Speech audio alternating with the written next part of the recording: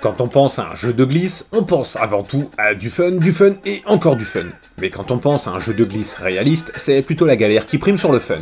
Et 1080 en est un très bon exemple. Alors pour commencer, pourquoi 1080 ? 1080 ou 1080 pour ceux qui ne mouftent pas l'anglais, c'est la figure la plus difficile à réaliser sur le jeu et elle correspond à une rotation de 1080 degrés et ça ressemble à peu près à ça. Point de vue mode de jeu, c'est complet. Il y a le mode compétition qui oppose deux riders dans des courses stylées, il y a le mode entraînement, le mode challenge et toutes les courses simples ou les courses au score pour péter des temps de folie histoire de ridiculiser les potes. On a aussi un mode de joueur mais il est tellement saccadé et mal fichu qu'on ne va même pas s'y attarder. Et dès le début il y a quelque chose qui cloche. On met un peu de temps à trouver et puis on réalise que la bande son est absolument insupportable. Ce n'est pas du rap, ce n'est pas du groove, pas du rock non plus. C'est une sorte de soupe accompagnée de bruit qui laisse penser qu'un mec pété à la coke a dit tout ce qui lui passait par la tête. Et le résultat est pour le moins dérangeant. On va donc baisser le son tout de suite et mettre de la musique plus appropriée. C'est déjà mieux. Comme annoncé précédemment, 1080 se veut réaliste, ce qui signifie que vous ne pourrez malheureusement pas enchaîner les tricks comme vous voulez.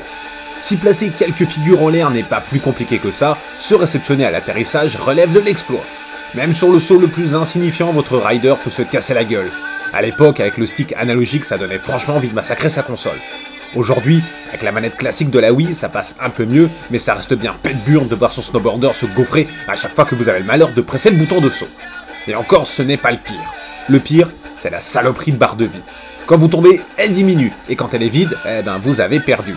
Si on ajoute à ça l'absence de score durant les courses en face à face, on se retrouve avec un jeu qui ne vous incite à ne pas faire la moindre figure durant toute la partie. Ça n'a aucun sens. On dévale donc des pistes qui se ressemblent toutes un peu, on souffre bien évidemment du clipping très présent sur cette console, et malgré la diversité de certaines épreuves, c'est l'ennui qui prime très vite et qui fait regretter d'avoir téléchargé ce jeu.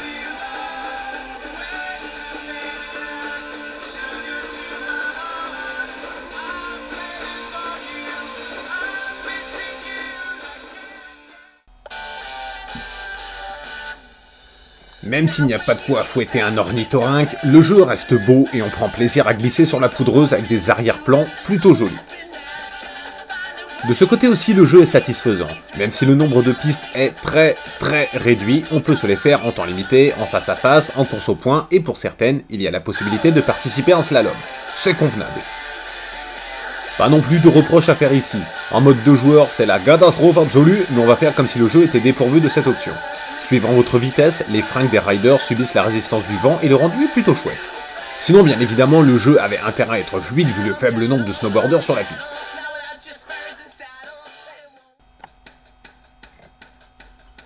C'est la raison principale qui fait dire que ce jeu n'en vaut pas le coup. C'est une hécatombe pure et simple. Pour certains, ce sera un gage de qualité. Et effectivement, après de nombreuses heures d'entraînement, on arrive enfin à placer quelques figures sans se ramasser lamentablement, mais quand bien même. En mode course, on demande aux joueurs d'aller le plus vite possible sans se soucier d'un quelconque score.